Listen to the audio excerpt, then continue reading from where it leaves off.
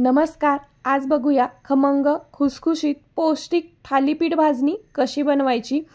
अचूक प्रमाणात जर थालीपीठ भाजणी बनवली तर थालीपीठ सुद्धा चवीला खमंग होतात. ही भाजणी 2 ते 3 महिने आरामात टिकते. सकाळच्या घाई गडबडीमध्ये कधी नाश्ता बनवायला उशीर झाला तर हे पीठ जर तयार असेल तर झटकीपट थालीपीठ बनतात. यामध्ये वेगवेगळ्या प्रकारच्या भाज्या किंवा भाज्या सुद्धा नसतील तर कांदा कोथिंबीर घालून सुद्धा तुम्ही झटपट थालीपीठ नाश्त्यासाठी बनवू शकता किंवा दुपारच्या जेवणासाठी संध्याकाळच्या जेवणासाठी सुद्धा बनवू शकता. अतिशय पौष्टिक हे थालीपीठ आहे. तर चला बघूया परफेक्ट भाजणी बनवण्यासाठी धान्याचं प्रमाण काय वापरते मी. तर इथे 2 वाट्या ज्वारी घेतलेली आहे.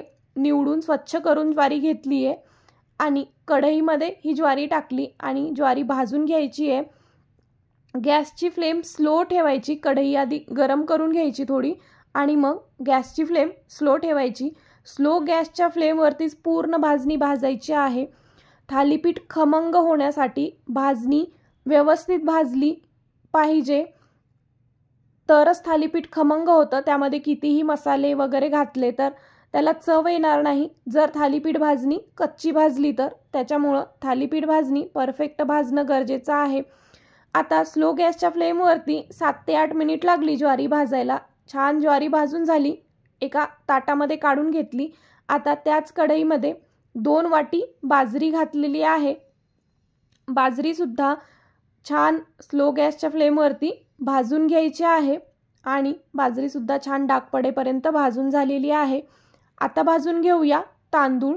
तांदळाचं प्रमाण सुद्धा 2 वाटीच घेतलेला आहे. तांदूळ छान फुलेपर्यंत भाजायचे आहेत. तांदूळ भाजायला सुद्धा 5 ते 6 मिनिटं वेळ लागलेला आहे. लोखंडाची कढई असेल तर अजूनच छान भाजणी भाजते. तर बघा आता तांदूळ सुद्धा छान भाजून झालाय आणि तांदूळ सुद्धा काढून घेतला. आता याच्यात भाजूया गहू. तर गहू सुद्धा मी 2 वाटीच घेतलेले आहेत. म्हणजे बघा ज्वारी, बाजरी, तांदूळ आणि गहू याचं प्रमाण एकसारखंच घेतलेलं आहे, 2-2 वाट्या.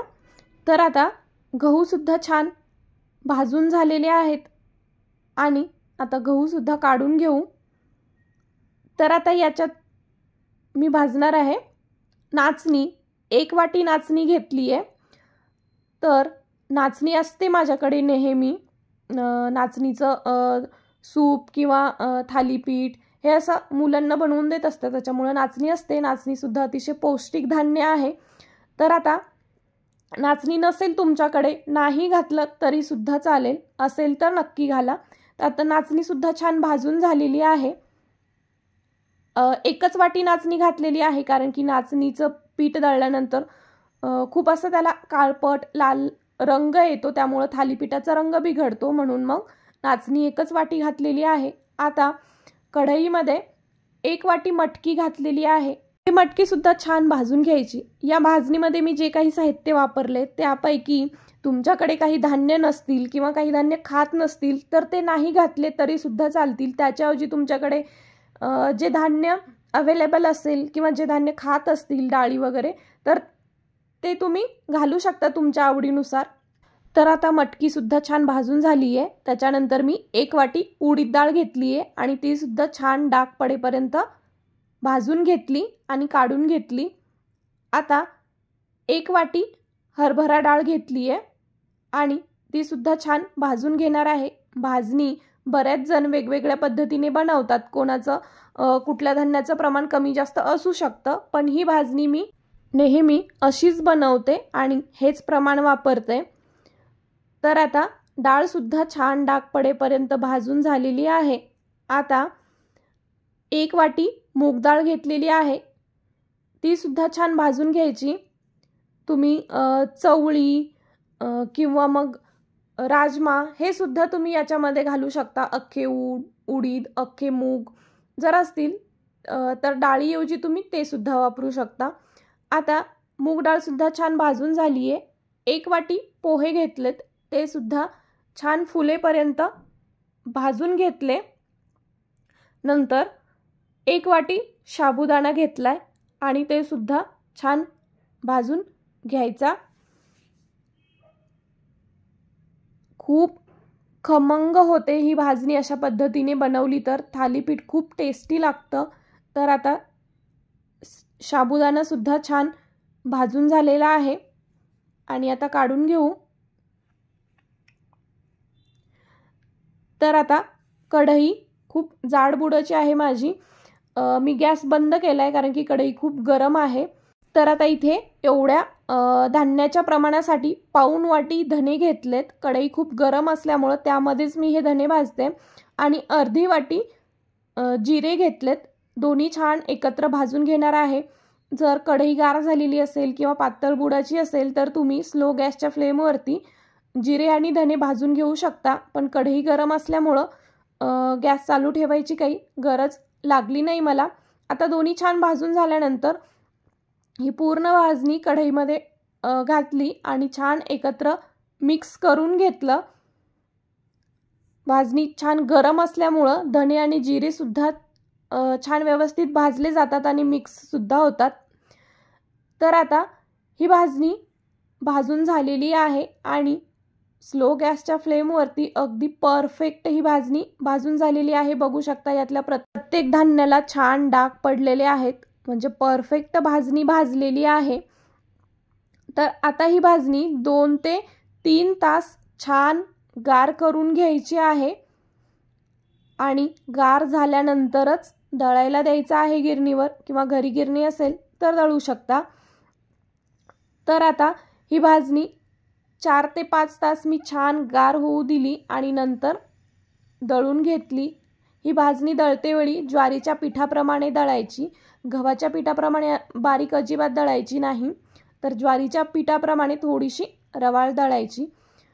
तर आता ही भाजणी दळून झालेली आहे। 2 ते 3 महिने आरामात ही भाजणी टिकते। हवाबंद डब्यामध्ये भरून ठेवायची आणि पाहिजे तेव्हा तुम्ही याच्यामध्ये आवडीनुसार वेगवेगळ्या भाज्या, पालक, मेथी, काकडी ह्या भाज्या घालून खिसून भोपळा सुद्धा घालू शकता आणि खमंग असे थालीपीठ बनवू शकता। तर थालीपीठ बनवून सुद्धा दाखवणार आहे। तर त्याच्यासाठी भाजणीचं पीठ घेतले 2 वाटी आणि लसूण, जिरं, ओवा हे एकत्र वाटलं होतं, त्याची पेस्ट घातली, लाल तिखट, हळद घातलं। आता माझ्याकडे भाज्या नाहीत कुठल्याच, तर मी याच्यात मोठा कांदा बारीक चिरून घेतलाय, भरपूर कांदा घातला आणि भरपूर कोथिंबीर घातली, मिक्स करून घेतलं आणि थोडं थोडं पाणी घालून पिठाचा घट्ट गोळा बनवून घेतला आणि कपड्यावरती थापून याचे थालीपीठ बनवले। याच्यामध्ये तुम्ही जास्तीचं तिखट पाहिजे असेल तर हिरवी मिरचीची पेस्ट सुद्धा घालू शकता आणि मुलांसाठी बनवत असाल तर लाल तिखट थोडंसं घातलं तरी पुरेसा आहे। तर आता थालीपीठ छान थापून झाल्यानंतर त्याच्यावरती छान तीळ लावले आणि तव्यावरती टाकून थालीपीठ छान खमंग भाजून घ्यायचंय।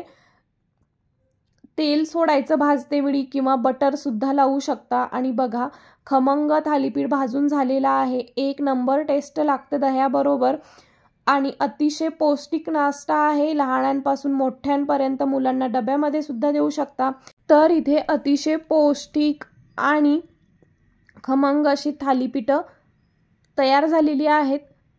तर तुम्ही सुद्धा या पद्धतीने एकदा भाजणी बनवून बघा। हा व्हिडिओ आवडला तर व्हिडिओला लाईक, शेअर आणि चॅनलला सबस्क्राईब करा। अशाच छान छान व्हेज रेसिपीजसाठी आणि व्हिडिओ पाहिल्याबद्दल धन्यवाद।